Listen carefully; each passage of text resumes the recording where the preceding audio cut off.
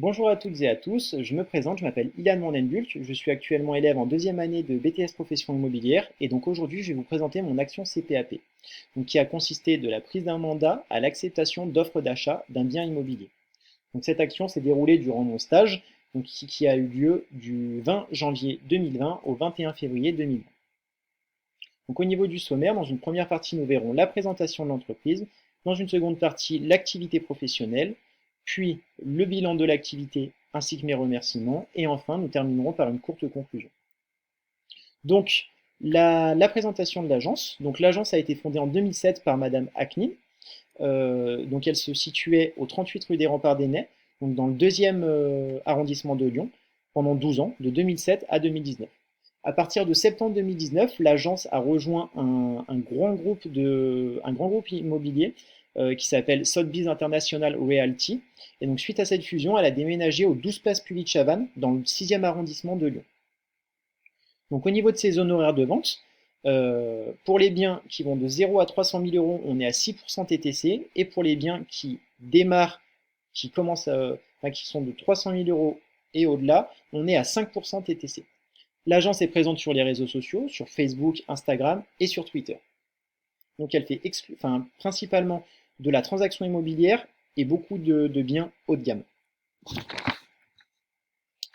Donc au niveau de sa situation géographique, elle se situe 12 place Puvis-Chavannes. Donc vous avez la petite carte avec son emplacement et une photo de la place. Donc la place Puvis-Chavannes, c'est vraiment l'une des places les plus belles de Lyon.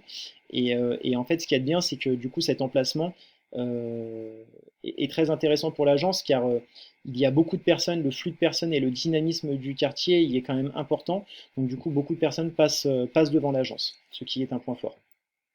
Au niveau de l'organigramme, donc on a Sophie Aknin, donc qui est la présidente et la gérante de l'agence.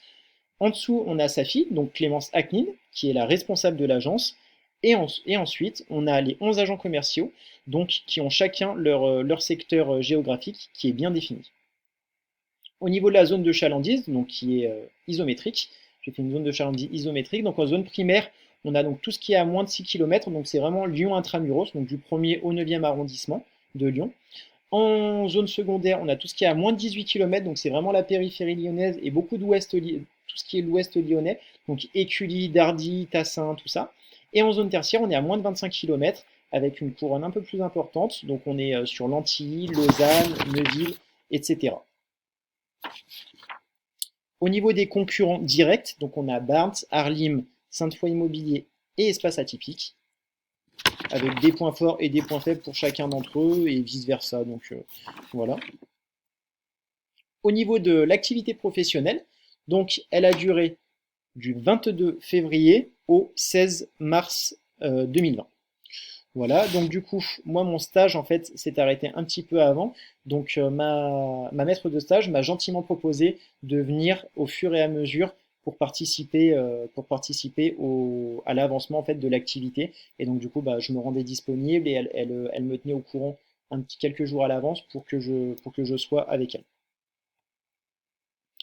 Donc la description de l'activité professionnelle. Donc, étape 1, le 22 janvier 2020, j'envoie un SMS à Madame X, donc propriétaire d'un bien, qu'elle a mis en vente à titre particulier sur Le Bon Coin. Donc, du coup, je lui envoie ce message pour l'informer, pour lui demander si éventuellement nos services pouvaient l'intéresser. Donc, elle me recontacte quelques heures plus tard en m'indiquant que son bien est commercialisé depuis plus de 2 mois dans deux autres agences en fait. Et pour l'instant, bah, elle n'a pas eu d'offre vraiment sérieuse. Donc voilà. Donc pour l'instant, pas d'offre sérieuse. Donc commercialisé depuis plus de 2 mois dans deux autres agences ainsi que par elle-même. Donc elle a signé un mandat simple. Donc elle accepte quand même de nous rencontrer à son appartement, donc 2 jours plus tard, donc le 24 janvier. Et donc lors de ce rendez-vous, elle nous explique qu'en fait, elle a acheté une propriété et qu'elle a beaucoup de rénovations à faire dans cette maison. Et du coup, elle aurait besoin de vendre rapidement cet appartement pour avoir de l'argent pour réaliser ces travaux qui sont apparemment conséquents. Donc du coup, c'est un appartement T3, donc de 2 chambres, 124 mètres carrés, quatrième étage sur 6 avec ascenseur. Au niveau des annexes privatives, on a une cave et un grenier, donc qui se situe 13 rue Laurencin dans le deuxième arrondissement. Donc suite à cette visite, du coup, bah, on n'a pas estimé le bien, étant donné que deux autres agences avaient déjà le mandat, on n'a pas eu d'estimation à faire. Et donc elle nous demande de réfléchir quelques temps, de nous laisser un petit peu de temps pour qu'elle revienne vers nous, en fait, pour qu'elle en parle à son conjoint, voir si elle nous confie ou non le mandat de vente. Donc, elle nous rappelle le lendemain pour nous dire qu'elle accepte de signer un mandat simple, du coup, avec nous. Donc, on se rend à son domicile et on signe un mandat, donc 945 000 euros FAI avec 5% d'honoraires sur une durée de 12 mois. Donc, Madame X, étant donné qu'on a signé ce mandat hors agence, a bénéficié de son délai de rétractation de 14 jours. Cependant, elle ne l'a pas usé. Donc suite à la signature du mandat, dès qu'on est rentré à l'agence, je l'ai inscrit au registre des mandats. Donc étape 4, prise de photo et commercialisation du bien. Donc le 27 janvier, nous appelons notre photographe professionnel, Monsieur Montagne, qui est venu dans les lieux, accompagné de nous-mêmes, pour prendre les photos du bien. Donc là, vous avez la salle à manger et le salon, la cuisine et la salle de bain, les deux chambres. Et voilà, donc suite à ça, suite aux photos réalisées, 2 jours plus tard, je reçois les photos sur la boîte mail de l'agence, ce qui m'a permis de réaliser les annonces pardon, donc sur Se Loger, Belle Demeure, Résidence Immobilier, etc. Donc là, vous en avez une d'entre elles, c'était l'annonce de l'agence sur le site de l'agence. Et aussi de le faire publier dans un magazine qui s'appelle Résidence Immobilier. Voilà. Ensuite, donc étape numéro 5, donc suite à la commercialisation de ce bien, on a fait plusieurs visites, mais c'était pas énorme, on n'avait pas énormément d'appels, énormément de personnes intéressées. Et ça, c'était dû à différentes choses. Donc la complexité de faire une troisième chambre, il y avait que 2 chambres pour une grande surface, quand même 124 mètres carrés. L'agencement de l'appartement, le fait qu'il tourne, on peut voir sur le plan c'est pas très carré, il n'y a pas des grands couloirs, c'est assez en arrondi, donc ça plaît pas forcément. La disposition des pièces suite à cet agencement et un seul WC existant, pas de WC invité.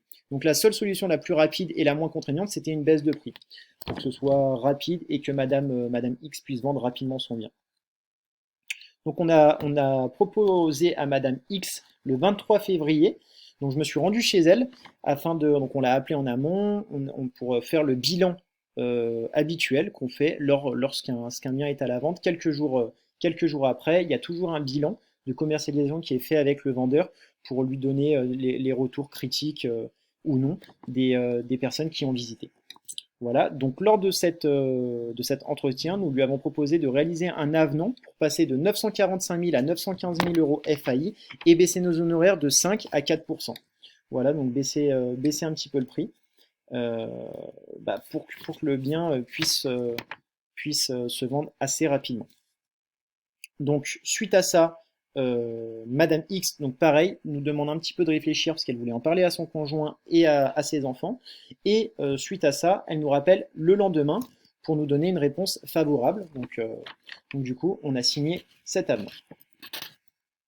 Donc, étape 7, visite suite à l'avenant. Donc le 6 mars, on a monsieur qu'on va nommer de monsieur Y qui a visité le bien.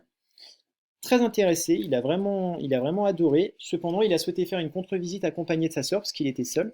Donc du coup, il a visité le 11 mars. Donc pareil, vraiment tous les deux, ils ont adoré le bien. Et donc du coup, donc ils ont adoré le bien. 5 jours plus tard, ils nous rappellent pour nous faire une offre d'achat au prix avec pour seule condition suspensive une partie du financement par sa banque. Donc pas de souci, on est directement allé faire signer le papier à la propriétaire qui a accepté l'offre étant donné qu'elle était au prix. Et donc voilà. Et donc suite à ça, on a contacté les deux notaires, le notaire de la vendeuse et de l'acheteur pour fixer un rendez-vous. On avait fixé un rendez-vous qui normalement devait se dérouler le 5 avril, cependant avec le coronavirus, malheureusement, il n'a pas pu se tenir. Donc moi, je devais normalement finir mon action, aller jusqu'au compromis, mais avec ce virus, cela n'a pas été possible, donc la signature se fera ultérieurement. Et en troisième partie, du coup, donc je tiens vraiment à remercier l'agence Axo Conseil Sotheby's qui a su vraiment me donner des tâches à faire qui ont été vraiment très intéressantes, tout en m'accompagnant, mais tout en me laissant une partie de liberté. Et donc vraiment, ça a été très appréciable. Et donc ce stage a vraiment été était très enrichissant aussi bien sur le plan professionnel que personnel. Donc je tiens vraiment à remercier toute l'équipe qui m'a vraiment fait réaliser un très très bon stage pendant 5 semaines. Voilà, merci beaucoup. Au revoir.